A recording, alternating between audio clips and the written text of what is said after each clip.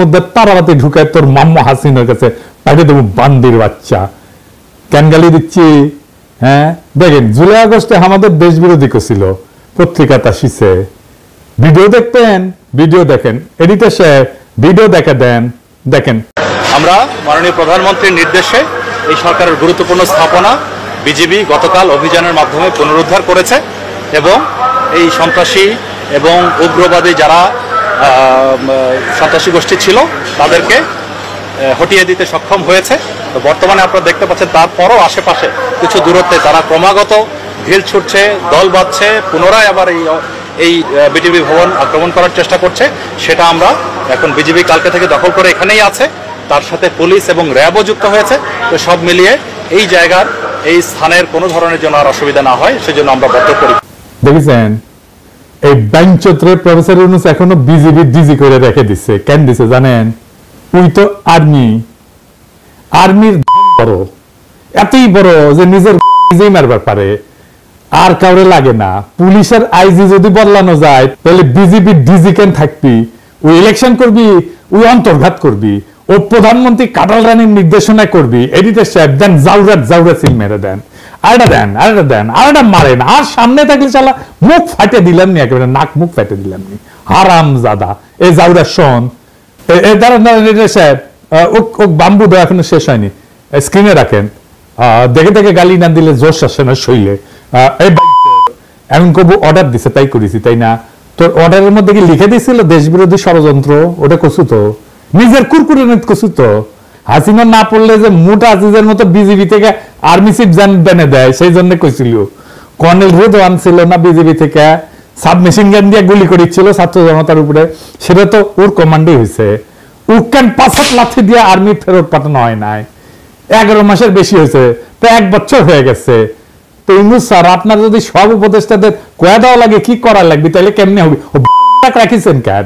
ওটি ও বিজেপি থেকে না সরালে ওর গোষ্ঠী শুদ্ধ তাল গাছে তুলবো আমি, কয়া দিলাম। পরে আবার কয়েন না, আমি ওয়ার্নিং দেই নাই। যাই হোক, গরম দিয়া শুরু করে এখন এনা নরমে আসি, একাডেমিক আলাপে আসি। এনা সুশীল সাজি, সুশীল না হইলে তো আপনার আবার দাম দেন না। হ্যাঁ সাজবো, হ্যাঁ দিছে, পারমিশন দিছে। সবাই আসেন আজকাল আলাপে, আমাদের সুশীলদের রাষ্ট্র বুঝে নিয়ে আসেন, আমরা একটু আলাপ করি। হ্যাঁ, আল্লাহর নামে শুরু করি। বাংলাদেশে এক অদ্ভুত ব্যবস্থা, সবাই কোশিশ করেছে প্রাইম মিনিস্টারের ক্ষমতা কেমনে কমানো যায়। বিএনপি কইছে ব্যক্তি কিংবা প্রতিষ্ঠানকে অধিক ক্ষমতা দিলে যেমন ফাঁসিবাদ কায়েম হয়, তেমনি নির্বাচিত সরকার এবং সংসদকে ক্ষমতাহীন করলে রাষ্ট্র দুর্বল, ভঙ্গুর, অকার্যকর হয়। অতি মূল্যবান কথা কইছেন, কিন্তু আমি মাঝে মাঝে ভাবি কি জানেন, এই লোকগুলো একদিন ধরে রাজনীতি করেছে, আর কিছু করেন না, কিন্তু খালি রাজনীতি। এটা আর্গুমেন্ট তৈরি করতে পারে না। অনেকে কইবেন মির্জা ফখরুলকে আনার চাইতে কম বুঝে, বিএনপির এত নেতা কি কম বুঝে? আপনি সব বুঝে বসে আছেন, সব জানতা, আপনার চাইতে কি তাদের বুদ্ধি কম? সিসি, আমার সে বুদ্ধি কেন কম হবে? ওনাদের বুদ্ধি বেশি, নলেজ বড় নলেজ। হ্যাঁ, জানেন না নলেজের বড় গল্প জানেন না? আচ্ছা শোনেন, হ্যাঁ, এটা শফিক রহমান ভাই ওর জায়দা দিনে লিখেছিলেন। আসেন এবার বড় নলেজের গল্প শুনি। তো ঘটক গেছে মাইয়ার বাপের কাছে বিয়ার পয়গাম নিয়া। হ্যাঁ, তো বিয়ার কথা শুনে আমার ক্ষুদ্র ভ্রাতারা উৎসুক হয়ে উঠছে, কি না যিনি কয়। তো ঘটক কইছে পোলা ভালো, বংশও ভালো, চাকরি করে, দেখতে শুনতে ভালো, রুচিবান, শিক্ষিত। হ্যাঁ, তো মায়ের বাপ বলে সবই তো বুঝলাম, তো পোলার নলেজ কেঙ্কা? তো ঘটক একটু লাজুক মুখে কয় যে নলেজ বড়ই আছে, গোসল করার সময় তাই দেখেছি আমি, তাই উনাদের নলেজ বড় আছে, এত বড় নলেজ, কিন্তু আক্কেল কম। আমি যদি বিএনপি করলামই নি, তাহলে কইতাম বাংলাদেশ রাষ্ট্রে কার ক্ষমতা বেশি? রাষ্ট্রপতির? রাষ্ট্রপতির না, প্রাইম মিনিস্টারের? তাও না। তাহলে কার বেশি? বুঝে ওরা কার বেশি ক্ষমতা? বুঝে না। বাংলাদেশের সংবিধান অনুযায়ী আদালত, আইন, জুডিশিয়ারি হলো রাষ্ট্রের সবচেয়ে শক্তিশালী প্রতিষ্ঠান। এমনকি সংসদ জনগণের প্রতিনিধিত্বকারী সংস্থার চেয়ে বেশি ক্ষমতা দেওয়া হয়েছে এদেরকে। প্রাইম মিনিস্টারের ক্ষমতা কমানোর চেষ্টা করছেন কে?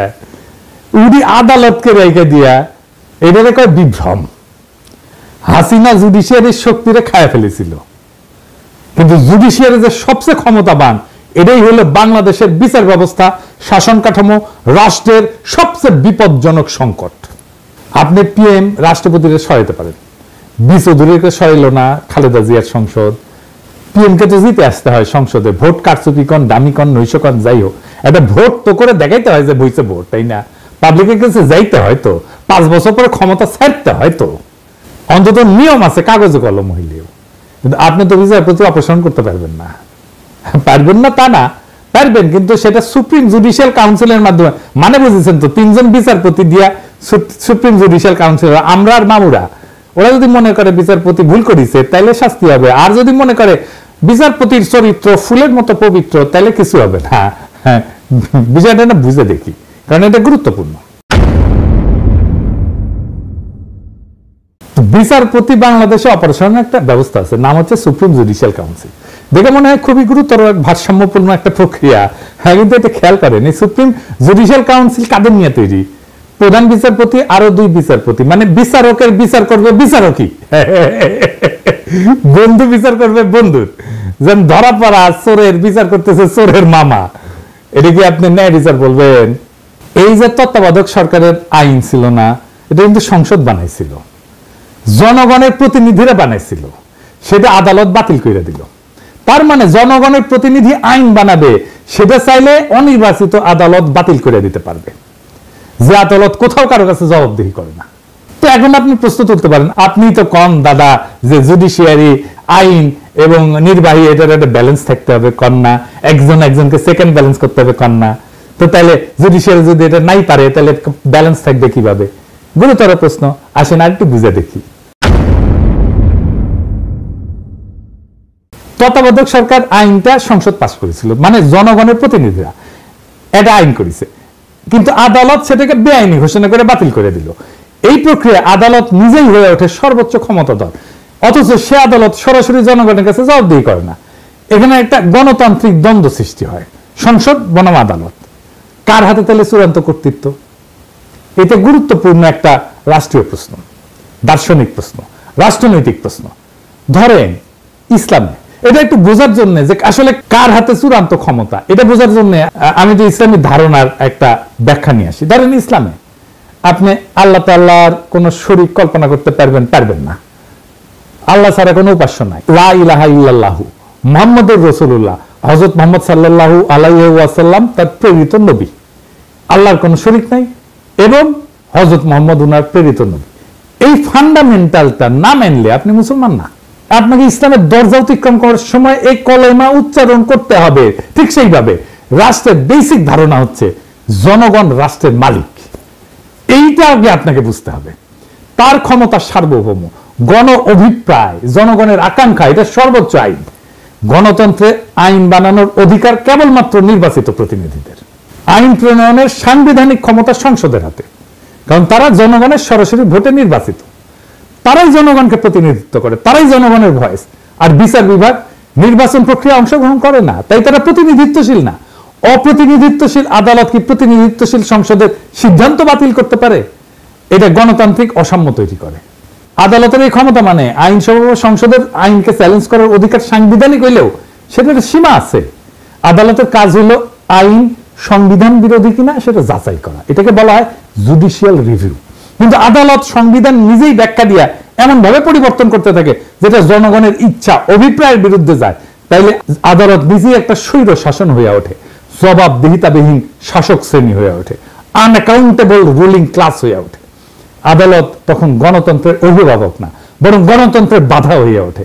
বাংলাদেশে সেটাই হয়েছে। আদালতের ক্ষমতা সীমাহীন হইলে ব্যালেন্স অফ পাওয়ার ভেঙে পড়ে। যদি আদালত চায় তাহলে সংসদে যে কোনো আইন বাতিল করে দিতে পারে। তাহলে কে বেশি ক্ষমতাবান, সংসদ না আদালত? আদালত। আবার সংসদ আদালতের বিচারপতিকে অপসারণ করতে পারে না, বুঝছেন?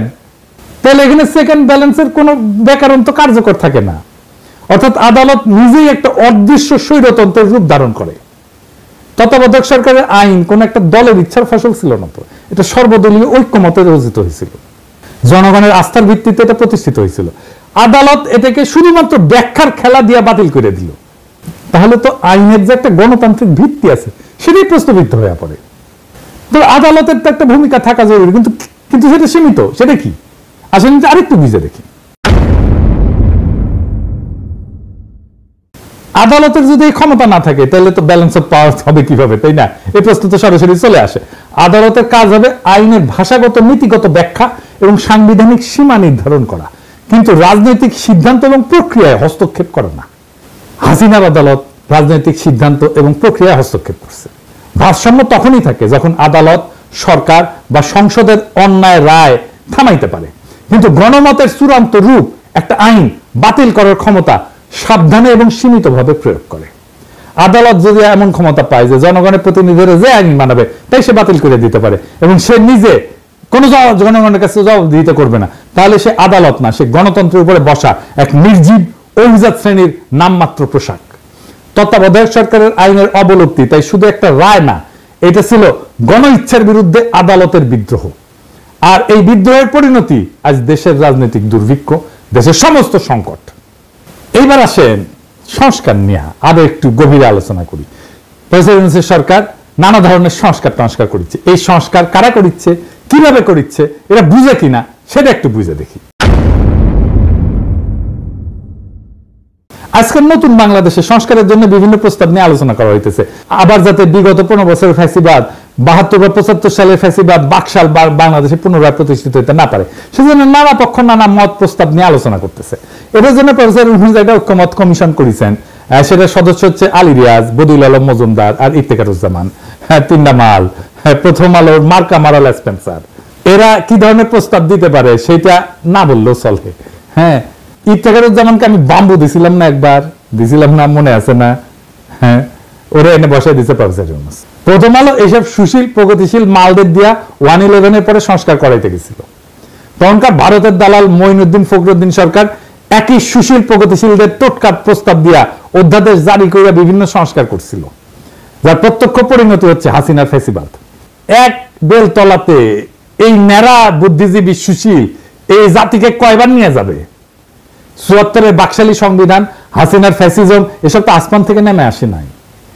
বারবার একই মার্কা মারা সব দালাল লেসপেন্সার, বুদ্ধিহীন মূর্খ কামাল হোসেন, রেহমান সোবহান, ইফতেখারুজ্জামান, মতি, মাহফুজদের টোটকা জাতিকে গিলায় বারবার আওয়ামী ফ্যাসিজম প্রতিষ্ঠার সুযোগ করে দেওয়া হইতেছে। এবারও সে একই চক্রান্ত হইতেছে, আর জাতি সে সমস্ত খেয়াল না করে বসে বসে আঙুল চুষিচ্ছে। আলী রিয়াজের আক্কেল জ্ঞানের নমুনা দেখেন। সংবিধান সংস্কার কমিটির রিপোর্ট ড্রাফট করার সময় সে কাদের কাদের পরামর্শ সে নিচে সেটা রিপোর্টের শেষে তালিকা খুলে লিখে দিছে। দেখেন কারা কারা আছে সেখানে। মাহফুজা নাম, শাহিনা নাম, জানেন তো মাহফুজা নামের বউ, মানে মাহফুজা নামের বুদ্ধিতে শুধু চলবে না, তার বউয়ের বুদ্ধিও লাগবে। এই মাহফুজা নাম হাসিনার সামরিক মারণাস্ত্রে গুলি চালায় ছাত্রজনকে হত্যা করার নির্দেশ দেওয়ার পরে সেটার পক্ষে বয়ান লিখে এডিটোরিয়াল পাবলিশ করেছিল, যাতে সরকার কঠোর হস্তে এই আন্দোলন দমন করে। বিপ্লবের শহীদদের রক্তের সাথে বিশ্বাসঘাতকতা কইরা এরকম একটা জানোয়ারের বাচ্চার পরামর্শ নেওয়া লাগছে নতুন বাংলাদেশের সংবিধান কিরকম হবে সেটা ঠিক করার জন্য। বুঝেন তাইলে? আরো আছে প্রথম আলোর মতি, খুশি কবি, সবচেয়ে বড় আওয়ামী লেসপেন্সার রেহমান সোবহান, মইনুল ইসলাম। হে খোদা, আমারে উঠায় নাও, নয়তো দড়ি ফেলাও, দায়া উঠা যায়। এর চেয়ে আওয়ামী লীগকে বলা হোক একটা সংবিধান ড্রাফট করে দিতে। হুদায়তে সংস্কারের বালসাল নাটক কইরা মানুষকে বোকা বানানোর দরকার কি? আর শহীদের রক্তের সাথে প্রহসন করার দরকার কি? রেহমান সোবহান, মাহফুজা নাম, খুশি কবির মতো রহমান, মইনুল ইসলাম, এরাই যদি নতুন বাংলাদেশের কারিগর হয়, তাহলে অমি পিয়াল, নিঝুম মজুমদার, মুনতাসির মামুন, শাহরিয়ার কবির, এম এম আকাশ, রামেন্দ্র মজুমদার, পীযূষ বন্দ্যোপাধ্যায়, সুবর্ণা মোস্তফা, এরা কি দোষ করলো? এডিটর সাহেব কারণ সুবর্ণা মোস্তফা ছবিটা না রাখেন। এটা ইয়াং কালের ছবি দেন, ইয়াং কালের। এবার আছে। হ্যাঁ, তো আলী রিয়াজ, সুবর্ণা মোস্তফা তো আপনার যৌবন কালের ক্র্যাশ হওয়ার কথা ছিল, তাই না? আমরা মানিনি, ওক দেখলেনি। এরা কি দোষ করলো? এদেরকে এই কমিটি থেকে বাদ দেওয়ার দরকার কি? ওদেরকেও ঢুকাক, সুবর্ণা মোস্তফা আগে ঢুকাক, আমি পারমিশন দিলাম, দেখি কে কি করে। কার এত বড় সাহস সুবর্ণা মোস্তফা ঢুকাইছে আলী রিয়াজ, সেটাকে বাগড়া দেয়। আমি যে দাঁড়ামু, ওইটি লাঠি নিয়ে দাঁড়ামু। এই প্রথম আলোর সাজানো সংস্কার কমিটির নাটক, এই রিপোর্টে ঢুকায় দেওয়া হবে। এই রিপোর্টে বিভিন্ন ভংসং প্রস্তাব দেওয়া হয়েছে যাতে দেশে আর কখনো বাকশাল ফ্যাসিজম কায়েম না হয়। আইনস্টাইনের একটা উক্তি আছে যে insanity is doing the same thing over and over again and expecting different results. ইংরেজি যেহেতু কইছে ঠিকই কইছে, তাই না? আসলে ঠিক কথা কইছে। একই কাজ বারবার করে ভিন্ন ফলের আশা করাটা এক ধরনের ছাগলাম। বাংলাদেশের অবস্থা দেখে এই কথাই মনে হয়। একই কবিরাজের দেওয়ার টোটকা জাতিকে বারবার গিলাইতেছে, বারবার আওয়ামী লীগের ফ্যাসিবাদের ফিরে আনা হইতেছে। রেহমান সোবহান পাকিস্তান আমল থেকে গাজাঘুরি বয়ান আর টোটকা দিয়ে জাতিকে ধ্বংস করিচ্ছে। উই কলে পিএইচডিও করতে পারে না, কেমব্রিজে গেছিল, এমএ কইরা ফিরে আসিছে। হ্যাঁ, তা হেডেমে কুলায় নাই। তাও এই হারামজাদার প্রতি সুশীলদের পীড়িতের ঘাটতির কোনো কমতি নাই। বন্ধু মানুষ এই আরামজাদা রেহমান সোবহান ছিল ইন্ডিয়াকে ট্রানজিট দেওয়ার ব্যাপারে 1 নাম্বার উকিল। রেহমান সোবহান কইছিল ট্রানজিট নিয়ে যে বিতর্ক সেটা অশিক্ষিত বিতর্ক। এই হারামজাদা তুই শিক্ষিত, তুই পড়াশোনা করছিস কতটুকু? শালা পিএইচডি তো করতে পারিস নাই, এমএ করে ফিরে আসিস সরকারি স্কলারশিপে যায়, বেশি বেশি বাতেলা জানিস, তারপরে এদের হুশ হয় না। আজকাল বেশি মুখ খারাপ করলাম না, নাকি করে ফেলছি অলরেডি বেশি বেশি, জানি না, বুঝছাও, মানে অভ্যাস হয়ে গেছে তো আমার মুখই খারাপ। আজকে আবার একটু আলোচনা করবো বাংলাদেশে কেন বারবার আওয়ামী ফ্যাসিবাদের উত্থান ঘটে। আসেন এটা আরেকবার একটু বুঝে দেখি, আগের এপিসোডে আলাপ করেছিলাম, আরেকবার একটু বুঝে দেখি। একটা রাষ্ট্রের 3টা অঙ্গ থাকে, একটা এক্সিকিউটিভ, লেজিসলেটিভ আর জুডিশিয়ারি। এই 3টা অঙ্গের সমন্বয়ে একটা রাষ্ট্র গড়ে ওঠে। এই লেজিসলেটিভ বা আইনসভা দেশে কি আইন হবে সেটা নির্ধারণ করে। এক্সিকিউটিভ সেই আইন অনুযায়ী দৈনন্দিন কাজকর্ম চালায় এবং পলিসি নির্ধারণ করে। তবে একটা রাষ্ট্রের সর্বোচ্চ পলিসি নির্ধারণ করে আইনসভা বা পার্লামেন্ট, কারণ এক্সিকিউটিভ আইনসভা পাশ করা আইন দিয়া চালাইতে বাধ্য, দেশ চালাইতে। এক্সিকিউটিভ কখনোই নিজে আইন বানাইতে পারে না, এমনকি কোন সভ্য দেশে আদালত বা জুডিশিয়ারিও আইন বানাইতে পারে না, বা পারার কথা না। আদালতের বিচারকেরা যদি নিজেরাই আইন বানায় সেটাকে রাষ্ট্রবিজ্ঞানের ভাষায় বলা হয় জুডিশিয়াল অ্যাক্টিভিজম। এই জুডিশিয়ারি কাজ হইতেছে এক্সিকিউটিভ যাতে নিজের এখতিয়ার বা জুরিসডিকশনের অতিক্রম করে অর্ডার জারি করতে না পারে সেটা দেখা। এর সাথে দেশে আইনসভা দিয়ে পাশ করা আইনের উপরে ভিত্তি করে বিভিন্ন কেসে সেই আইন অনুযায়ী রুলিং দেওয়া, আর দেশের সেই আইন অনুযায়ী ফৌজদারি এবং দেওয়ানি বিভিন্ন মামলার কার্যক্রম পরিচালিত করা, এটাই হইতেছে জুডিশিয়ারির কাজ। এখন আওয়ামী লীগ বিগত 15 বছর দেশে ফ্যাসিজম আদালতের মাধ্যমে কিন্তু প্রতিষ্ঠা করেছে, এটা মাহমুদুর রহমান কিন্তু বলে। খালিদের মতো দালাল প্রধান বিচারপতি দিয়ে হাসিনের নিজের ইচ্ছা মতো যা খুশি রুলিং জারি করায়, আওয়ামী লীগের সমালোচনা করা, যাকে তাকে আদালত অবমাননার মামলা দেওয়া। এদেশে আদালত এখন ঠিক কি কাজ করে তা বোঝার জন্য আইন পড়তে হয় না, পত্রিকার ফেসবুক স্ক্রল করলেই চলে। মানুষ ভাবে আদালত বিচার করে না, ভাই এই আদালত ইতিহাস লেখে, এই আদালত পোস্টার বানায়, কবিতা লেখে, স্লোগান বানায়, পাঠ্য বই সম্পাদনা করে, ক্রিকেট টিম নির্বাচনে মত দেয়, আদালত রুল দেয় 15ই আগস্ট হইবে শোক দিবস, 7ই মার্চ হইবে জাতীয় ঐতিহ্য, জয় বাংলা হইবে জাতীয় স্লোগান, স্বাধীনতার ঘোষক হইবে শেখ মুজিব। কেউ যদি প্রশ্ন তোলে যে এগুলি কি বিজ্ঞাপন, ওটা কি অ্যাড এজেন্সি, তখন কয়া হবে আপনি নিশ্চয়ই রাজাকার। স্কুলে কি পড়ানো হবে আদালত ঠিক করে দেয়। পাঠ্য বইয়ে বঙ্গবন্ধু কত পাতা জুড়ে থাকবে সেটাও রুল দিয়ে আসে। বিশ্ববিদ্যালয়ের নাম কি হবে, গার্ডেনের নাম কি হবে, হাসপাতালের নাম কি হবে, সব জায়গায় আদালতের নাক ঢুকে। এমনই একটা আদালত। আর এই আদালতের বিচারপতি আমাদের সাথে পলিটিক্স করেছিল, ওই কইছিল যে আমরা শপথবদ্ধ রাজনীতিবিদ, ওই কইছিল এ না ওর ভাই আবার এমপি ছিল আওয়ামী লীগের। এমনকি একবার তো আদালতে রিটায়ার, বাংলাদেশ ক্রিকেট টিম কেন মুশফিককে নিতেছে না, কেন তামিম বাদ? ভাগ্য ভালো আদালত বলেনি কে ওপেনিং করবে, কে শেষ ওভারে বল করবে। ধর্মের ব্যাপারে আদালত কিন্তু বলে যে বিসমিল্লাহ থাকবে কি থাকবে না, ভাস্কর্য থাকবে। তো আদালত এখন ইসলামিক স্কলার আর ইতিহাসবিদ দুইটাই, অথচ এসব সিদ্ধান্ত একটা সভ্য রাষ্ট্রে আদালতের এখতিয়ারে থাকারই কথা না। এসব সিদ্ধান্ত রাষ্ট্রে হয় আইনসভা নেয়, অথবা এক্সিকিউটিভ বিভাগ আইনসভা দ্বারা এম্পাওয়ার্ড হয়ে নেয়। এই কয়েকদিন আগে আমাদের অ্যাটর্নি জেনারেল বলছে যে হাইকোর্ট চাইলে যে কোনো ব্যাপারে হস্তক্ষেপ করতে পারে। ব্যাপারটা শুনতে খুব অদ্ভুত শোনালো, বাংলাদেশের সংবিধান অনুযায়ী পুরো ঘটনাটা লিগ্যাল। বাংলাদেশের 72-এর সংবিধান একটা বিস্ফোরা ধারা ঢোকানো আছে, যার দ্বারা এম্পাওয়ার্ড হয়ে আদালত বা হাইকোর্ট যে কোনো ব্যাপারে হস্তক্ষেপ করতে পারে, যা খুশি তাই করতে পারে। এটা হইতেছে সংবিধানের 102 নম্বর আর্টিকেল। এই বিস্ফোরা আর্টিকেল বাংলাদেশের বিচারকদের জুডিশিয়াল অ্যাক্টিভিজম করার রাস্তা তৈরি করে দিছে। আরে ফলে এই সমস্ত ডক্টর কামাল হোসেনের বাল্ব কিছু বুঝে না, উনি গুমুত সামলাইতে পারে না, ব্যাপার পড়ে থাকে। সত্যি কথা, মিথ্যা কথা কইতেছি না। এবং এইটা দিয়ে এম্পাওয়ার্ড হয়ে হাসিনা তার আমলে মুদল আদালত দিয়াই তার সন্ত্রাসের রাজত্ব কায়েম করছে। কি আছে আর্টিকেলে আসেন দেখি। এই আর্টিকেলের ফলে যে কেউ যে কোনো আইনজীবী যা ইচ্ছা যা খুশি সেটা নিয়ে হাইকোর্টে রিট করতে পারে। হাইকোর্ট বেঞ্চ সেই রিটের উপর ভিত্তি করে যা খুশি তাই রুলিং জারি করতে পারে। কি বিচিত্র একটা দেশ, তাই না? মাঝে মাঝে অনেক উকিল সরকারকে বিভিন্ন কাজ করার নির্দেশ দিয়ে নোটিশ পাঠায়, অন্যথায় সে 102 ধারার ভিত্তিতে হাইকোর্টে রিট করার হুমকি দেয়। খালি সরকারকে না, অনেক বদমাইশ উকিল এটা ব্যবহার করে অসংখ্য মানুষকে, সাধারণ মানুষকে হয়রানি করে, যারা কোনোভাবে একটা ব্যাপারে ইন্টারেস্টেড পার্টি না। সেই সমস্ত ব্যাপারে বদমাইশ উকিলরা বিভিন্ন হাস্যকর আইনি নোটিশ পাঠায় 102 আর্টিকেলের উপরে ভিত্তি করে, এবং আদালত সেটার উপর ভিত্তি করে রুলিং পর্যন্ত দেয়। এই ইন্টারেস্টেড পার্টি কি এটা একটু বুঝে নি? যে কোনো সভ্য দেশে কেবলমাত্র ইন্টারেস্টেড পার্টি কোনো ব্যাপারে মামলা করতে পারে। ইন্টারেস্টেড পার্টি বলতে আইনের ভাষায় বোঝানো হয় এমন কেউ যার উক্ত মামলার ফলাফলে সরাসরি স্টেক আছে বা সরাসরি গেইন অথবা লসের আউটকাম আছে। যেমন ধরেন কোন এক সংবাদপত্র লিখছে যে আমি এটা চোর, ধরেন আমি অমুক তারিখে অমুক জায়গায় অমুক চুরি করেছি, আমি জানি যে আমি চুরি করি নাই, কিন্তু ওই সংবাদ প্রকাশের ফলে আমার মানহানি হয়েছে। কোন সভ্য দেশে মানহানির মামলা করার অধিকার একমাত্র আমার নিজেরই আছে। আমি এই মামলার একমাত্র ইন্টারেস্টেড পার্টি, বুঝছো? এই মামলার আউটকাম মানে ফলাফল একমাত্র আমার জিতা বা হারের সম্ভাবনা আছে।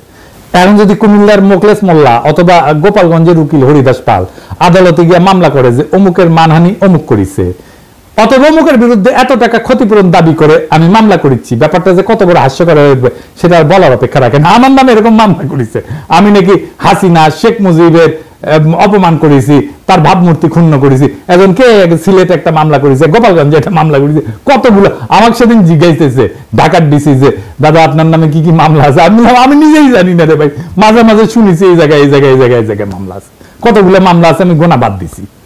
এবং হাজার হাজার ঘটনা ঘটছে, মামলা হয়েছে, জেল পর্যন্ত হয়েছে, সেসব মামলার উপরে ভিত্তি করে। সত্যি ছেলে কি বিচিত্র এই দেশ। অথচ এই ব্যাপারে সংস্কার করার কথা নিয়ে কোনো কেউ প্রপোজাল দেয় না। কারণ সব জায়গায় বলা হইতেছে দেশে এক্সিকিউটিভ, লেজিসলেটিভ, জুডিশিয়ারির মধ্যে একটা ক্ষমতার ভারসাম্য আনা লাগবে। কিভাবে লাগবে সে ব্যাপারে সংস্কার কমিটির রিপোর্টে অনেক ভুমঝুম প্রস্তাব আছে। যেমন ধরেন কইছে হাইকোর্টের শাখা বাড়ানো লাগবে। তো হাইকোর্টের শাখা বাড়াইলে কিভাবে ভারসাম্য আসবে সেটার কোনো ব্যাখ্যা নাই। হাসিনার আমলে আদালত প্রত্যেকটা ব্যাপারে নাক গলায় হাসিনার পাশের রাজত্ব কায়েম করতে সাহায্য করছে।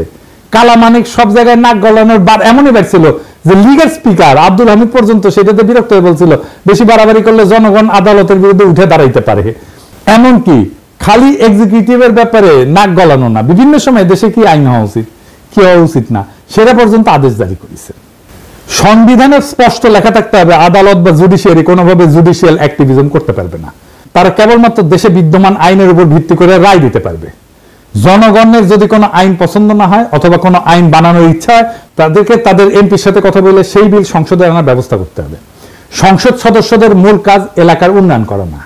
এরা যে বলবে আমি আপনার এলাকার উন্নয়ন করে দেবো, এটা তার কাজ না, এটা কাজ পৌরসভার কাজ এমপিরে দিয়ে করায় না। তাদের মূল কাজ আইনসভার বিভিন্ন আইন নিয়ে আলোচনা করে ভোটাভুটি করে আইন বানানো। এই সাধারণ তথ্যটা দেশের অধিকাংশ মানুষ জানে না। আর একটা হাস্যকর অভ্যাস এই জাতির কাছে আছে, কিছু হলে সবকিছুতে আদালতে যায় মামলা করে দেয়। যেমন বিপ্লবের পরে আওয়ামী লীগকে নিষিদ্ধ করা লাগবে, এটা নিয়েও আদালতে মামলা করতে গেছিল পোলাপাই, আদালতে রিট করে। অথচ একটা রাষ্ট্রে সিদ্ধান্ত নেওয়ার অধিকার সেই রাষ্ট্রের আইনসভার, যারা ওই দলকে নিষিদ্ধ করে আইন করতে পারে অথবা সংবিধানে ওই দলকে নিষিদ্ধ করে দিতে পারে।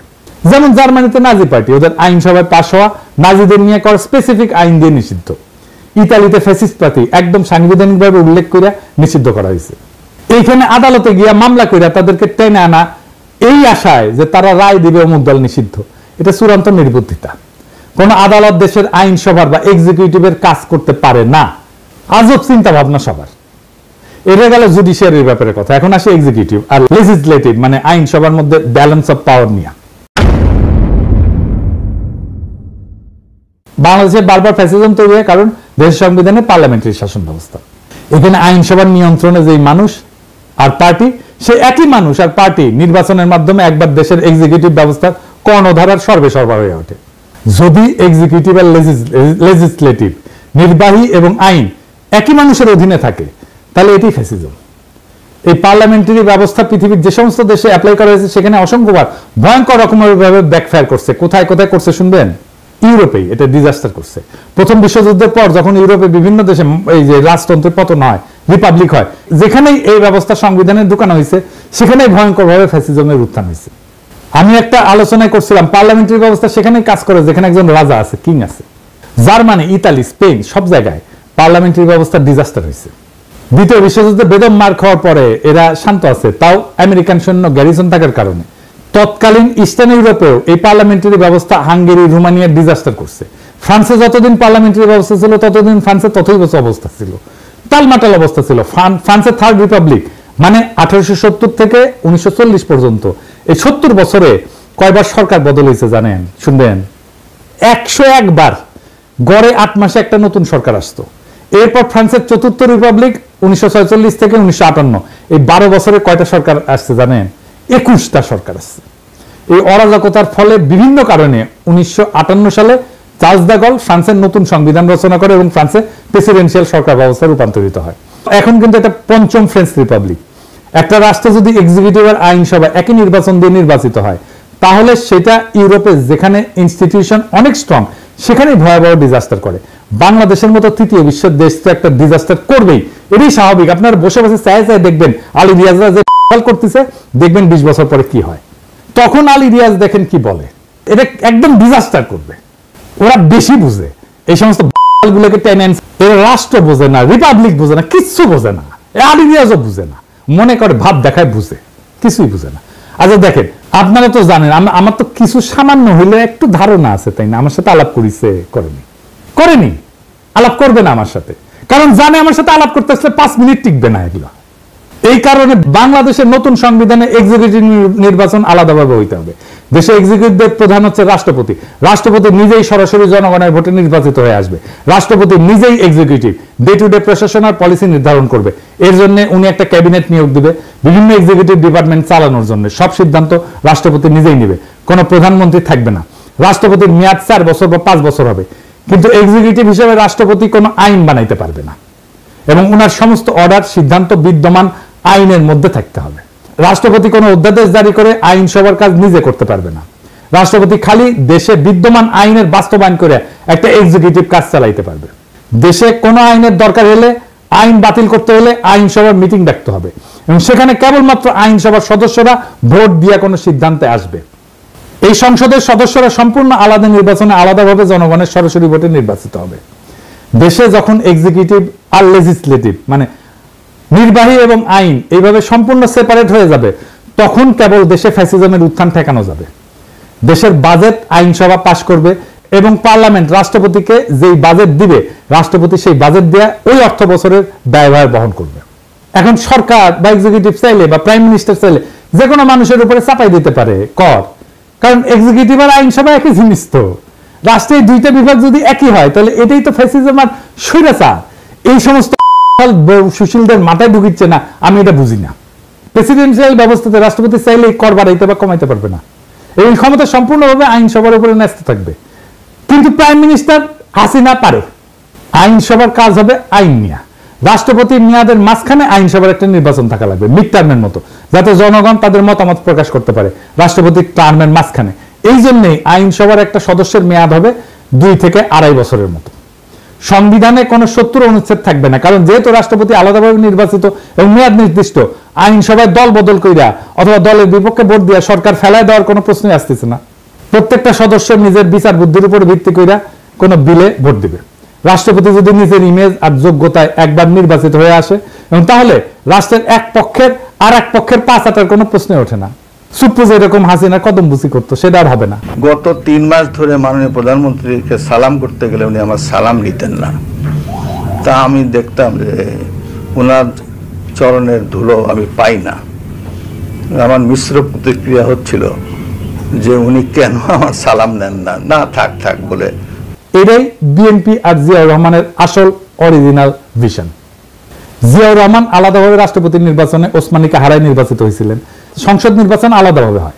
রাষ্ট্রপতি সরকার ব্যবস্থার সাথে পাওয়ারফুল সংসদ আর প্রত্যেকের একটা ওয়েল ডিফাইন্ড জুরিসডিকশন, এটাই একমাত্র বাংলাদেশে ফ্যাসিবাদ ঠেকানোর উপায়। আলী রিয়াজ যে টোটকা দিছে যে সংসদ নেতার প্রধানমন্ত্রী আলাদা ব্যক্তি হবে, এটা একটা সলিউশন। আমি এটা নিয়ে এপিসোড করেছি না। এর ফলে কি হবে? এর ফলে হাসিনা প্রধানমন্ত্রী সুপ্রিম কোর্টে কাউকে সংসদের প্রধান বানাবে। এইসব প্রথম আলোর সুশীল প্রগতিশীলদের হাতুড়ে চিকিৎসা নিতে নিতে এই জাতি আর দেশ মরণ প্রায়। এটা যে কোনো মহল্লে বন্ধ করতে হবে। রাষ্ট্রপতি শাসিত সরকার ব্যবস্থা, যেখানে রাষ্ট্রপতি খালি সংসদে পাশ করা আইন আর বাজেটের উপর ভিত্তি করে অর্ডার জারি করতে পারবে, যেখানে কোনো জুডিশিয়াল অ্যাক্টিভিজম থাকবে না, একমাত্র এটাই হইতে পারে বাংলাদেশকে চিরতরে ফ্যাসিবাদ থেকে মুক্ত করতে। আজ আমরা ইতিহাসের এমন এক সন্ধিক্ষণে দাঁড়ায় আছি যেখানে আর একটা বার ভুল মানেই গোটা ভবিষ্যৎ হারানোর সামিল। আমরা সময় দিতে পারি না সেই সব তথাকথিত সংস্কারকদেরকে যারা শতবার ব্যর্থ হয়েছে, তবু আবার তাদের সেই পুরানো ফর্মুলা চাপাই দিতে চায়। না, এবার আর হবে না। এই দেশের জনগণ এখন জানে গণতন্ত্র মানে পোস্টারে লেখা কথা না, জনগণের হাতে থাকা আইনের মালিকানা। জনগণ এখন বুঝে গেছে বিচার ব্যবস্থা যখন ফ্যাসিবাদের হাতিয়ার হয়ে ওঠে তখন তার সংস্কার না, প্রয়োজন হয় রূপান্তরের। আমরা চাই না আর একটা হাসিনা, আর একটা বাকশাল, আর একটা মুজিব, আর একটা ৭২-এর ক্লোন রাষ্ট্র। আমরা চাই এমন এক নতুন শাসন ব্যবস্থা যেখানে আইনসভা, নির্বাহী এবং বিচার ব্যবস্থা পরস্পরকে নিয়ন্ত্রণ করবে।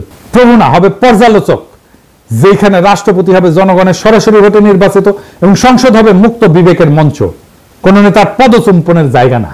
প্রিয় দেশবাসী, এটাই সেই সময় যখন ইতিহাস তৈরি হয়। প্রশ্ন একটাই, আপনি কি এই ইতিহাস গড়ে ওঠার অংশ?